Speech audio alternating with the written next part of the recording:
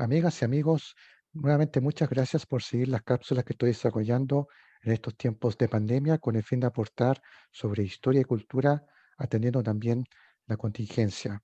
Para mí es un honor a continuación presentar al académico de nuestra zona, al profesor doctor Armando Cartes Montorí, abogado e historiador, profesor titular del Departamento de Ciencias Políticas y Administrativas y también del Departamento de Historia de la Universidad de Concepción respectivamente.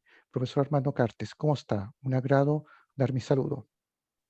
Muy bien, ¿cómo está Francisco? Gracias por su invitación. No, muchas gracias a usted, profesor, por aceptar la invitación para poder conversar sobre un tema muy importante que viene en los próximos días, que es a propósito del plebiscito que se va a desarrollar el domingo 25 de octubre. Una fecha muy importante para la historia constitucional y la historia nacional también. Pero sería bueno, profesor, que antes nos pueda explicar a nuestras amigas y amigos que están viendo esta cápsula, ¿qué es el plebiscito en términos jurídicos? ¿Qué consiste el proceso de un plebiscito en general? Bueno, plebiscito, referéndum, consulta, son temas distintos. El plebiscito consiste en una votación popular por la cual se aprueba o se decide un tema de importancia para el Estado. Generalmente el plebiscito es como sí o no, apruebo o rechazo. En el referéndum, en cambio, se suele consultar temas más amplios, materias más discutibles, etcétera, temas más de fondo. Y la consulta es justamente la opinión del pueblo, pero en ese caso no es resolutiva, sino más bien es solamente como tener un elemento más de juicio para poder resolver. Las definiciones no están realmente en la Constitución, son más propias de la doctrina, así que pueden discutirse. Incluso puedo decirle más, que la idea de plebiscito, que nosotros lo asociamos al mecanismo de la votación popular, en otras épocas, más pretéritas, incluso en Chile, recordemos el reglamento de carrera, que se considera la primera constitución, allá por el año 12, o también otro que hizo Higgins respecto a nuestra independencia, es también considerado un plebiscito siguiendo el modelo francés en la época de Napoleón, en la cual se abrió dos libros de registro, en uno estaban los que estaban a favor de la Constitución, otros que estaban en contra, y ese mecanismo, que no es secreto, pero que en definitiva es una expresión de opinión popular, también es considerado un plebiscito, así que el concepto es amplio y en definitiva de esto se trata, de decidir si estamos a favor o en contra como pueblo soberano de una determinada materia. Así es, profesor. Es bueno aclarar ese concepto como parte de esta cultura cívica, que es la idea justamente de estas cápsulas. Profesor, ya adelantó algo sobre en la historia de Chile, en la historia constitucional de nuestro país. ¿Podemos encontrar precedentes de plebiscitos como lo que ha pasado este domingo? Bueno, sí, ya lo anticipaba de que si consideramos plebiscito toda consulta directamente al soberano, o sea, al pueblo, hay antecedentes incluso antes que Chile fuera Chile, porque lo que yo mencionaba yo de carrera, esos reglamentos del año 1812, antes de la independencia, no con las condiciones modernas, de registro electoral, de voto secreto, etcétera, pero en definitiva una decisión no entregada a la autoridad delegada o a los mandatarios, sino al pueblo que es el mandante. Lo mencioné también en el caso de Higgins, y en el siglo XX hay varios que se pueden recordar, ¿no es cierto? El año 25 para aprobar la constitución que propuso el país el presidente Arturo Alessandri, el año 88 cuando se hizo el plebiscito por el sí y el no, y el 89, que hubo una reforma constitucional muy importante, más de 50 artículos de la Carta del 80, que también fue un plebiscito con amplia participación, y por supuesto este que enfrentamos ahora. Antes de continuar, sí una aclaración, si el plebiscito es una buena o una mala técnica constitucional o Sí, una por favor. buena, digamos, forma de gobernar. Sí, Y por yo favor. diría que fríamente se puede decir que hay argumentos por ambos lados. Desde luego, para todos aquellos que valoran la opinión del pueblo, ¿no es cierto?, la democracia lo más directa posible, parece que fuera la forma obvia de gobernar, incluso algunos dirían que deberíamos todo el tiempo estar opinando todo sobre todo para que se tomen decisiones que realmente sean consistentes con la voluntad popular. Esa es una forma de las cosas y como antes eso no se hacía por razones técnicas, a lo mejor ahora que hay la posibilidad en el futuro del voto electrónico y tantas alternativas, a lo mejor va a ser posible una democracia más directa y más constante, no limitada a las puras elecciones periódicas o de representantes, sino a cada materia. Eso es una forma de verlo. Pero la otra es que muchas materias complejas, que tienen matices, que tienen elementos técnicos, requieren reflexión, maduración y considerar todas las variables. Y eso es difícil reducirlo a una pregunta de sí o no. Se puede tomar malas decisiones, no, sé, no voy a decir que es mala, pero al menos discutible, la decisión del Brexit en el caso de Gran Bretaña, resuelta en un sí y un no sin que se conocieran todavía, ni que se pudiesen, digamos, madurar por el electorado todas las variables que se desarrollan en el tiempo. Por eso elegimos representantes para que decían por nosotros, no solo por razones prácticas de no poder nosotros decidir, sino porque elegimos a un parlamentario, un presidente que aparentemente debía ser sabio y bueno, en la lógica clásica, y por lo tanto le delegamos también la, la tarea de reflexionar, informarse y tomar decisiones que a lo mejor en el corto plazo no son gratas, pero son convenientes para el país, como lo que hace un estadista. Recordemos el caso más clásico de Churchill, que ofreció sangre, sobre lágrimas, Exacto. todo sacrificio, es lo que pudieron permitir que finalmente Inglaterra ganara la guerra. Entonces quiero decir que no quiero yo negarme al plebiscito, pero comentar también que hay dos formas de las cosas, que a veces la delegación representante y el gobierno representativo tiene su lógica más allá del problema práctico de cómo se consulta al soberano. Para poder resolver problemas complejos se requiere otra lógica. Así que por eso, con esas dos herramientas en la mesa, eso el plebiscito, para eso sirve y esa es la experiencia histórica en Chile. Profesor, y una consulta que muchos quizás se estarán preguntando viendo esta cápsula. En el mundo, en el orbe, ¿existen estados donde se recurre por lo general a estos procesos de plebiscito, referéndum, en el caso de referéndum, como usted dijo, para tomar decisiones macro a nivel país, que se ocupe mucho de estas herramientas? Bueno, siempre se plantea que la razón por la cual tenemos gobiernos representativos es por el problema práctico del gobierno día a día en comunidades imaginadas, como son las naciones de miles de millones miles o millones de habitantes que no pueden decidir de manera simultánea y colectiva. Por lo tanto, la regla es el gobierno democrático representativo. Pero al revés de Chile, la regla es una mayor participación ciudadana y más frecuente. O sea, siempre se menciona, por ejemplo, la herramienta del referéndum revocatorio para poder, durante el mandato, revocar a determinadas autoridades que no cuentan con el favor popular. Es lo que se logra también con elecciones intermedias, con la disolución del Parlamento, o también la posibilidad de que los ciudadanos tengan iniciativa de ley a través de juntar ciertas firmas para poder someter un tema al Congreso, o bien para derogar una ley. También es el caso que uno se menciona en países más pequeños, con comunidades más atomizadas, como es el caso de Suiza, sus cantones, donde hay mayor experiencia de democracia directa. O sea, Chile es un caso de muy poca participación ciudadana, de mucha desconfianza, se ve a nivel comunal, a nivel nacional y a nivel regional, y que digamos, porque esta región la dividieron sin preguntarle nada a los ciudadanos, más que una modesta encuesta y una decisión que tuvo lugar en Valparaíso. Entonces, Chile es un caso extremo de centralismo y de gobierno autoritario, no en el sentido que tengamos gobernantes no democráticos, pero en que las decisiones se toman al margen del colectivo y eso es algo que probablemente en el futuro va a cambiar. Así es. Profesor, en su experiencia, usted vivió el plebiscito de 1988. ¿Qué nos podría contar al respecto desde su visión, su experiencia, para El plebiscito contextualizar? sí y no. Sí, justamente este año yo cumplía 21 años y era miembro del centro de alumnos de la Facultad de Derecho de la Universidad de Concepción, o sea, ya era joven, pero era estudiante de Derecho y estaba terminando mi carrera. Y para mí hubo varias cosas sorprendentes y que uno podría quizás comparar o diferenciar del actual plebiscito para los que son más jóvenes. En primer lugar, fueron años muy difíciles, con mucha política, mucha politización, muchos paros, mucha división. Y yo esperaba que ese año iba a ser peor, porque obviamente el epítome de la política y la politización es una instancia electoral como esta.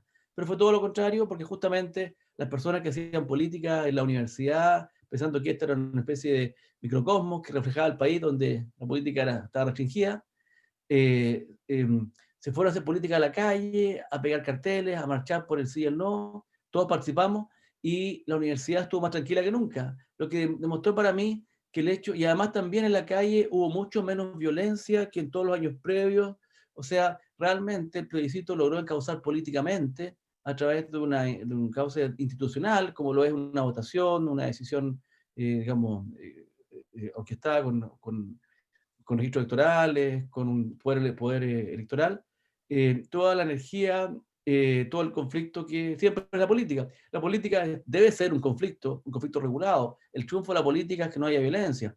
Y por Claro. eso que las instituciones democráticas lo que buscan es encauzar esa tensión permanente que no puede estar ausente de manera pacífica. Y eso es lo que justamente logró el plebiscito del 88, en que las fuerzas políticas y sociales, casi sin excepción, incluso el Partido Comunista, que fue muy refractario, finalmente se unió con con una consigna adicional, no hasta vencer, pero finalmente igual se inscribió y votó.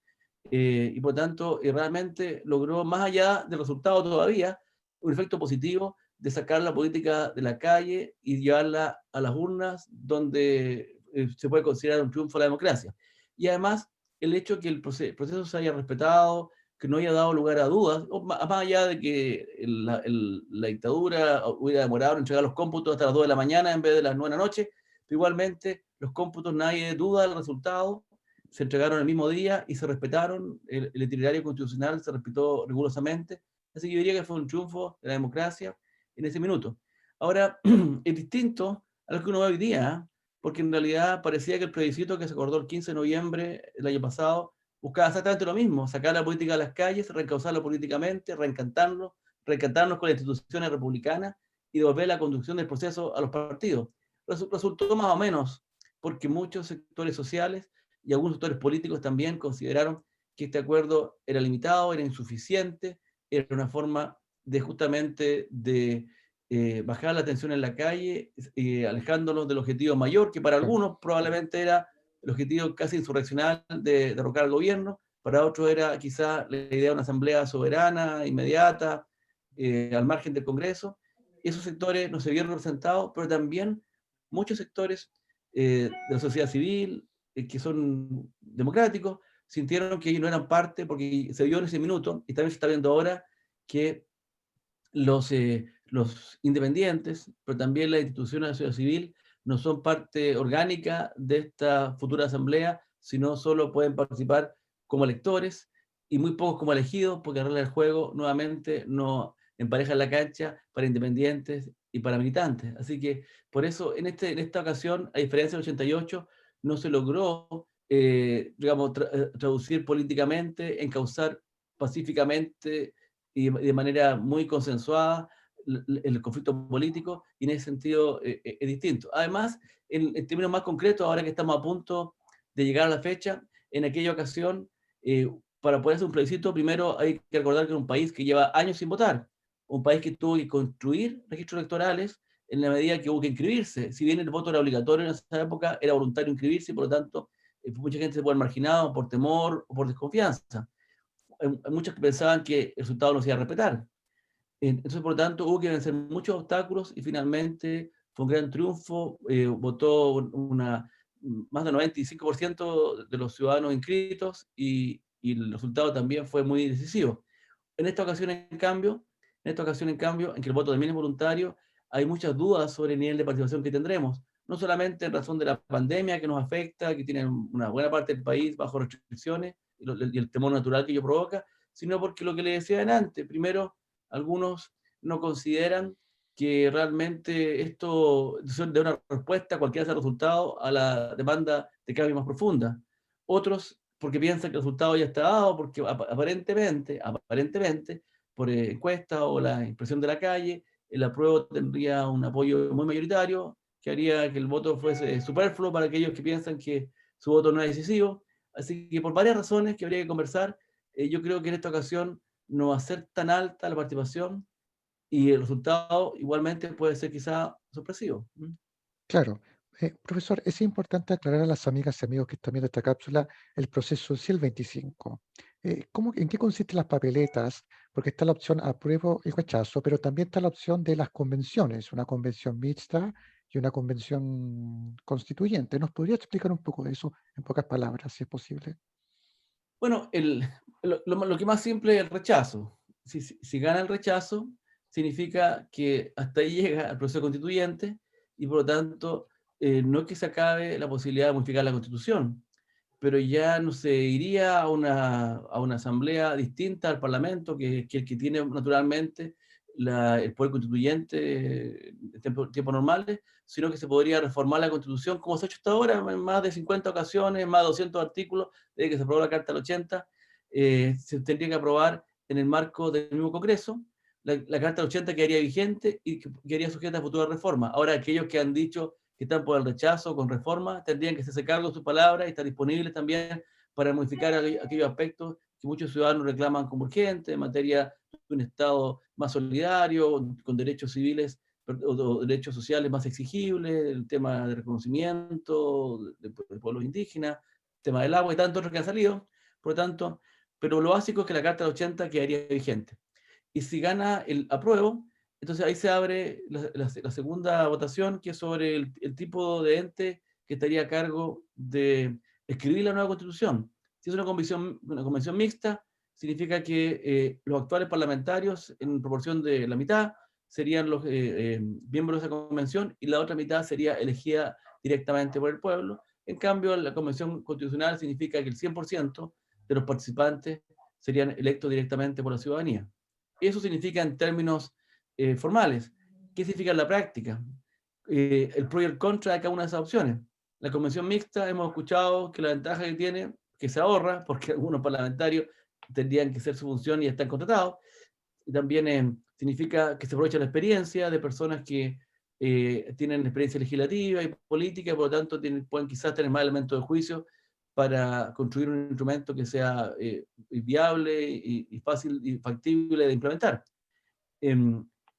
Pero lo negativo, y la otra ventaja que dicen respecto a esta opción es que además no se aplica la paridad, lo que por supuesto para muchos sería una gran desventaja, porque la paridad significa que obviamente la convención sea paritaria entre hombres y mujeres, y eso para muchos es una virtud. Pero otros dicen que la paridad puede lograrse excluyendo a personas que tienen más alta votación para poder cumplir la cuota, y eso implica entonces menos legitimidad en el órgano, porque podría, caso extremo, una mujer con 1000 votos excluir a un hombre con 50.000, y eso entonces podría atentar contra la legitimidad de origen del texto del cuerpo, aunque eso es muy discutible, pero hay que mencionarlo. Y respecto a la opción de la convención constituyente, tiene la ventaja o la desventaja de que son personas prístinas que no están hoy día en el Parlamento y cuya única tarea sería redactar la Constitución. Pero en esto no hay que llamarse engaño, porque es muy probable que los candidatos que surjan y ya están surgiendo sean personas con amplia experiencia política, probablemente gente que haya funcionado como ministro en administraciones anteriores, ya nos imaginamos antiguos ministros de Constitución que estarían felices de volver a la política, a compartir su experiencia, ¿no es cierto?, como a salvar la República, y eso entonces, aquellos que esperan ver solamente renovación, caras nuevas, gente impoluta, el jardinero, el vecino que nunca ha participado, el dirigente de la Junta de Vecinos, no lo van a ver y le va a generar una frustración, aunque no sean parlamentarios, ya lo fueron o fueron ministros. Y también está el tema de que lo que a mí no me gusta en la convención mixta es que esos parlamentarios no tienen inhabilidades, y como tenemos en diciembre elecciones de presidente y de parlamento, podría darse perfectamente que muchos de esos miembros de la convención fueran también candidatos. Entonces, nosotros quisiéramos una convención de personas pensando en el Chile del futuro, en el Chile de largo plazo, en los 30, 40, 50 años que habría región de constitución, y no decir cosas para la galería pensando en la próxima elección. Entonces ahí podría haber una distorsión que a mí no me agrada, digamos, porque la idea es que estas personas quedan un poquito aisladas del día a día de la política y que tengan un rol muy concreto el Congreso haciendo leyes para el Chile de hoy, y la Convención en cambio pensando en la Constitución del mañana, y Claro. eso, por eso es que hay argumentos a favor y en contra de cada una de las dos alternativas, cada cual tiene que elegir aquella que le convenga, incluso la gente que está por el rechazo, previendo que pueda ganar el apruebo, entonces también sería bueno que se pronunciara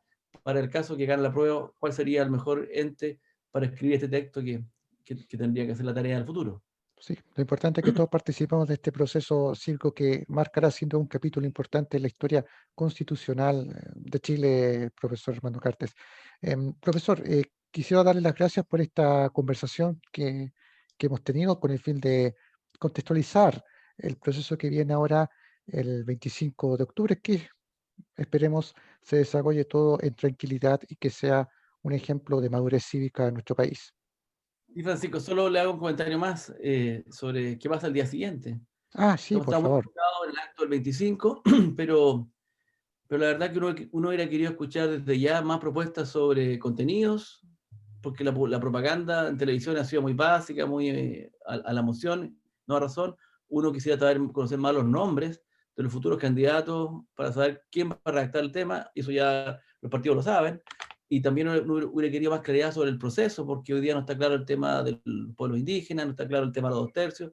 O sea, hubiéramos querido llegar a este plebiscito con más información y con más claridad.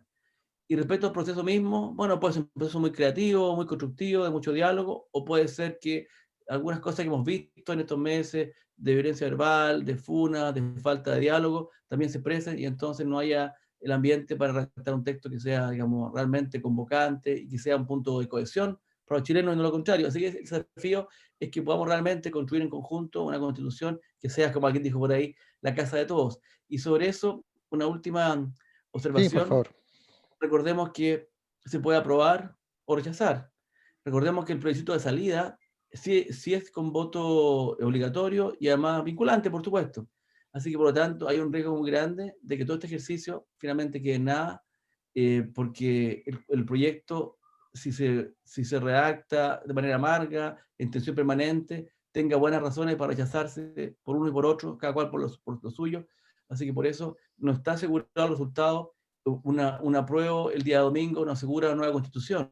Solamente nos desafía como sociedad para poder poner el acento en lo que nos une, para aprovechar esta oportunidad histórica de construir una mejor constitución. En lo personal, mi tema es la región y la cultura, así que si la prueba gana, estaremos trabajando y esperemos que podamos conversar sobre cuál es la propuesta que tenemos para este Chile del futuro, desde su pacto más básico, su constitución. Así Desde que luego, eso le profesor, quería. esperemos que se pueda dar esa instancia. Bueno, reitero nuevamente mis agradecimientos a usted, profesor Armando Cartes, por su tiempo para contextualizar, como decía, la previa de esta jornada histórica que será sin duda parte importante de la historia constitucional de nuestro país. Y a nuestras amigas y amigos que vieron esta cápsula, agradecido como siempre, y nos veremos en otra oportunidad. Muchas gracias. Buenas noches.